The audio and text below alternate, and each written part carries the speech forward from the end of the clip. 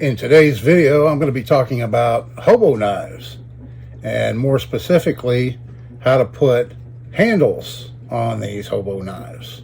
That video is coming right up.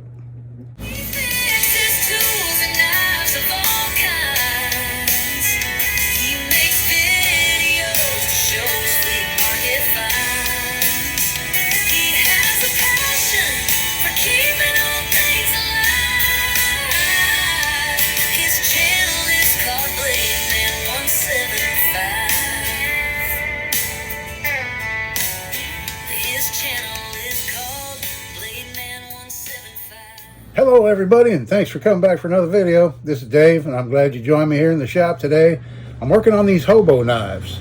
Sorry, my air just kicked on. It's pretty hot today. I bought these from the same gentleman, Joel, on eBay, and I got 5 of them, and they're new old stock colonial hobo knives, and they're incomplete in that they don't have any handle scales. So let me just show you what you get first. So it has a really nice spoon, and you have a nice spear point blade, and you have a fork, a flat fork there, and you also have a can opener and cap lifter blade, and you can access them all like that. But here's the really cool part: they come apart. So you can use the spoon, the fork, the knife all separately. And I really like that design. So I was playing around this morning with some different ideas on how to put handles on these. So these come with these little tabs right here, and they take the same style handle as on this old colonial right here that I put veneer on. The 2 little tabs that slip right in here and then get bent over from the inside of the well. And that's how these are attached. That's how I took them off and cover them with veneer and then put them back on. I showed this one in a video a while back. So I came up with 4 different methods to attach handles to these. I'm sure there's plenty more ideas out there, but this is the 4 that I came up with this morning, and I thought I'd just share them with you and see what you think. The trickiest handle to attach is this one right here, the spoon, because it has to have this notch cut out, and that makes it very thin right here. So the very first set I made is right here, and I made this out of bamboo, and these are just prototypes. They're not fine sanded, or there's no finish on them. I still have to finish them.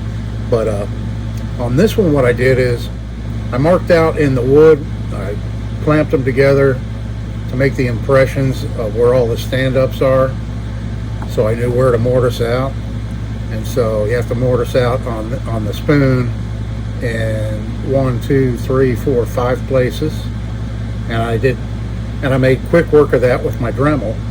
And then on this one I took copper, and the heads don't look very nice on them, but I figured out where the pins needed to be bent over. So I took some soft copper, I put it through the holes that I drilled, and then I took it in my vise, clamped it up loosely right here, and then I proceeded to flatten it with a punch.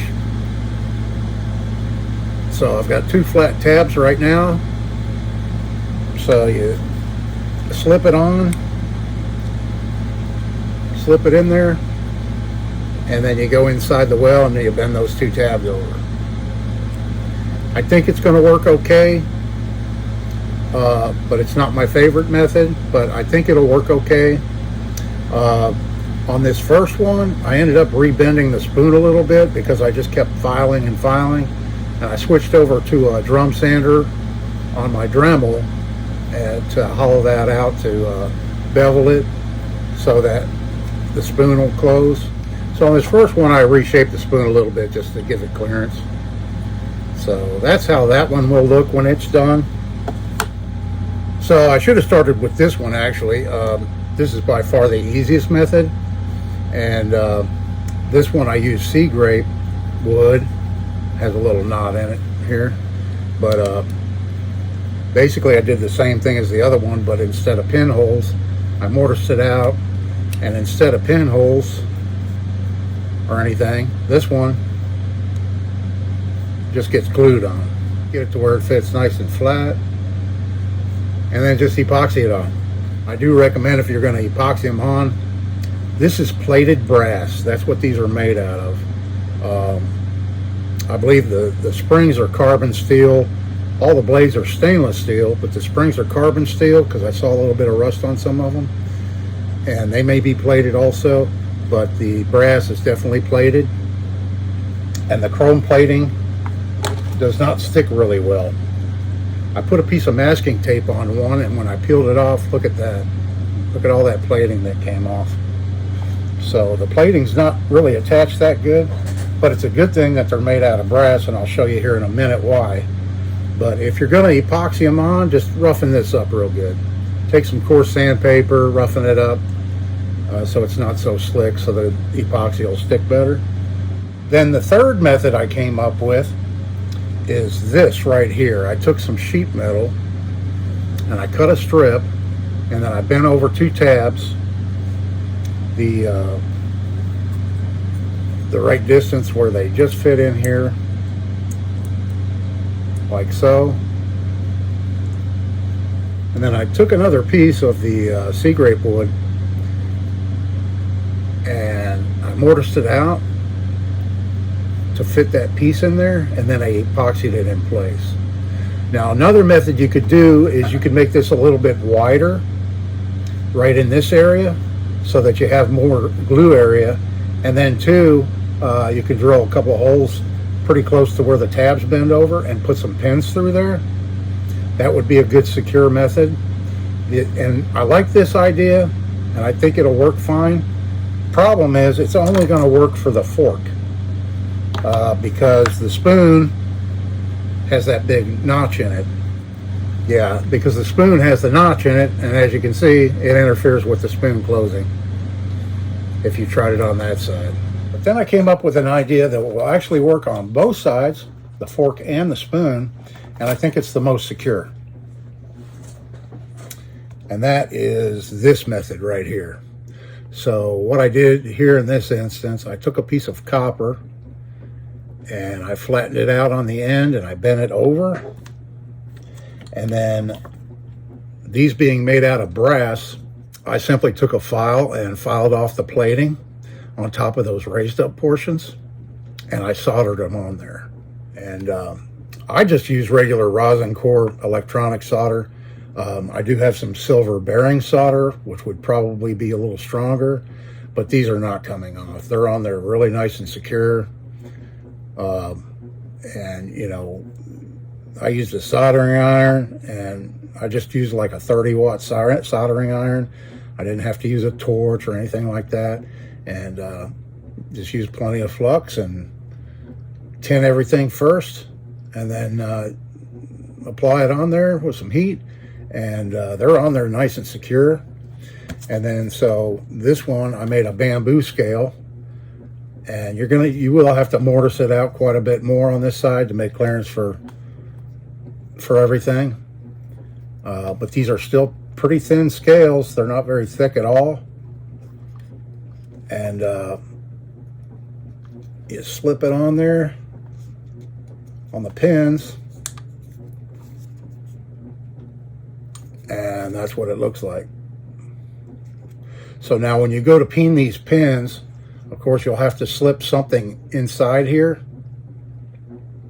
to keep it from bending the metal. And you have to really be conscientious about these tabs right here too. So you want to block it up to where you're only on the flat parts here, here, and here, and not here, because if you match these flat, you're going to have a heck of a time with a screwdriver or whatever trying to pry them up and get them to where they fit not really nice and snug. You got to be conscientious about these things. You don't want to mush them flat at all, deform them. They need to be just like they were out of the factory so that they slip together easily. Otherwise, you're going to be fidgeting around with a screwdriver and trying to bend them back to the right shape to where they fit up. So I'll just put a piece of thin metal in here, and then I'll block it here, here, and here, and peen these pins. And I'll probably use epoxy in addition to the pins on all of these. I'll probably, well, with the exception of this one, I think I'm just going to try it just with these tabs. I think they'll be fine. But of course, this one gets glued on with just epoxy. So I've got all these different methods. We'll see how this one goes, bending these little wires over. I'm going to go ahead and put these together now, and then I'll get back with you and we'll do a review and talk about which ones I like the best. Okay, folks, I got this figured out. I got these two back together. Here's the bamboo one. And here's the one where I used sea grape wood. Now let me pop these apart, and I'll tell you what I figured out on these. So this one right here was the one I just glued on. It has no pins. It's epoxy only. And I took 80 grit and I knocked a lot of the plating off. So it made a real nice rough surface for the epoxy to adhere to. And I'm very confident that this is going to stay on for a long time. On the fork, on this one, this is the one where I use the metal tabs. This little metal bar I made out of sheet metal, and it went together really easy. It was very easy to bend the tabs over, that thin material. That was no problem. And it doesn't have any play in it. It's very secure on there. So I'm pretty happy with that one too. Now on the bamboo one, let me get this apart.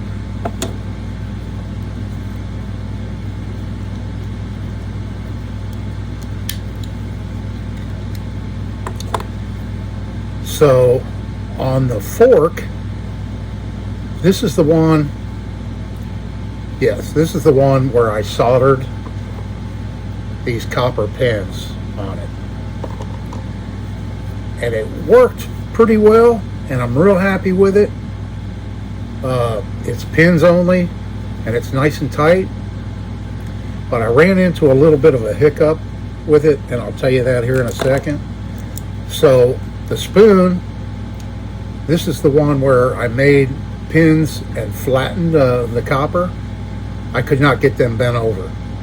I would get a little bit of an angle and I could just not get them flat to get the scale on tight.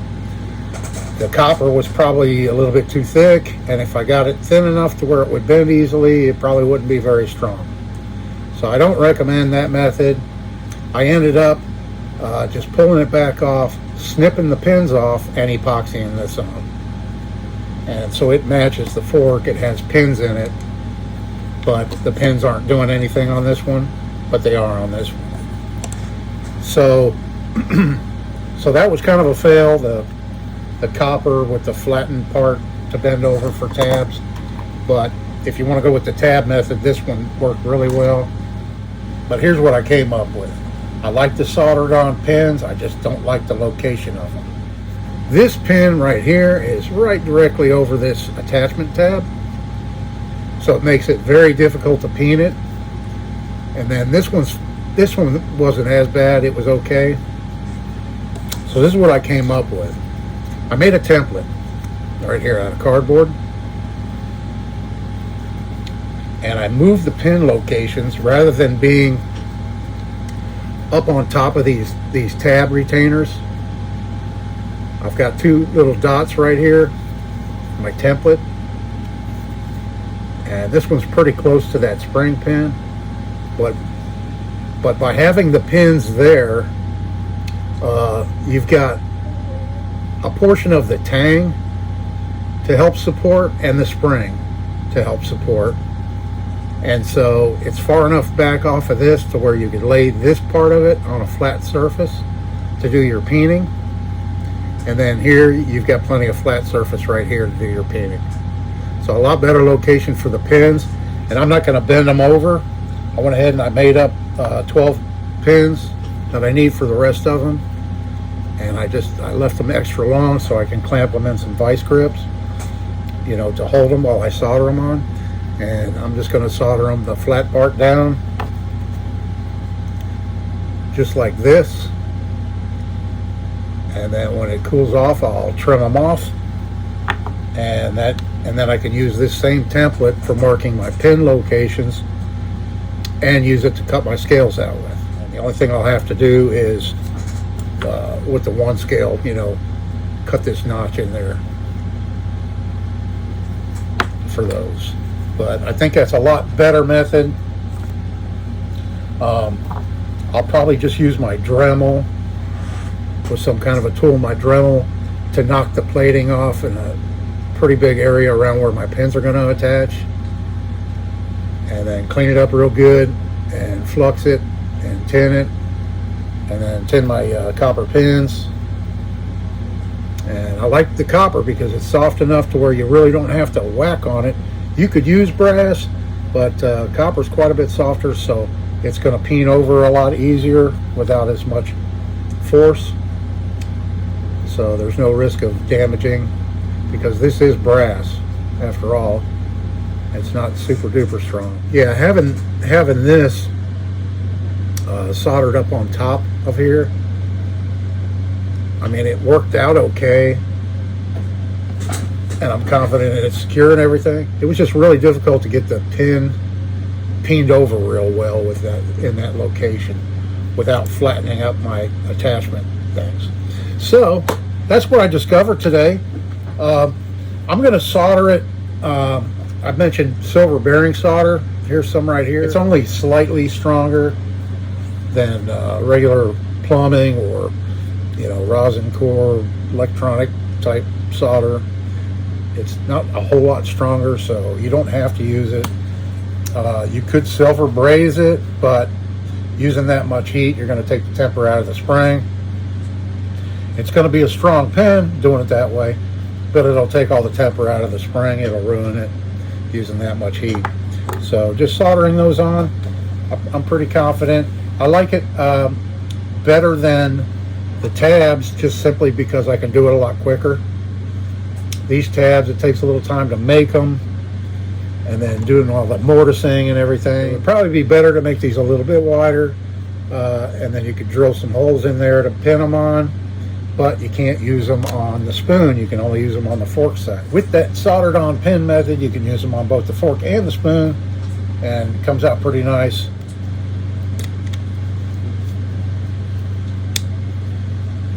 There we have it. I like the looks of the bamboo one better, and I do like the looks of them having the pins. Kind of makes it look more secure than just the epoxy on them. But that doesn't look bad, just gluing them on. If you want a real quick and easy way to do it, you know, just glue them on. Just like I said, make sure the surface is roughened up so you can get good adhesion with the glue. But I have 3 more of these to do, and I'll be soldering these pins on, and having the template is really going to speed up that process. Yeah, so hopefully you enjoyed the video. I look at it like if there's just one person out there watching this that gets some ideas from it, then it was worth me taking the time to make it. So I had to work on these anyway, so I thought I'd just share with you my thoughts on attaching handles on them. And you know, these same techniques would apply to other knives that have this same style handles, you know, with these hidden tabs. So soldering pins on, that's the way to go for me anyway. I'm gonna get busy on these others, and thanks again for watching. I hope everybody's having a great day today. This is Dave. See you in the next one.